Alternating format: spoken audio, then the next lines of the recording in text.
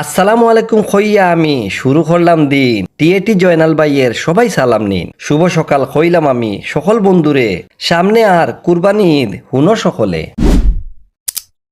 বাড়ির সবাই দর্শই নাই হান্ডি বিফ খাইতা খইলাম আমি সামনে ঈদ এখন খেনে খাইতা সারাদিন ধরে ফিটুর ফিটুর যে লাগাইছে মেঘ ইটা দেখি আম্মায় কইলা দইলারে বা ডেগ হান্ডি বিফ খাইতে হইলে মাটির ফাতিল লাগবো গড় তাকি মাটির ফাতিল বার করি আনা লাগবো আমি কইলাম তাইলে এখন মাটির চুলাও লাগবো ইটা শুনিয়া মারজানে কয় হগর তাকি আনা লাগবো মাটির চুলা মাটির ফাতিল মিলল তাহলে বিসমিল্লা করি বুয়াই ফাতিল হইল সকলে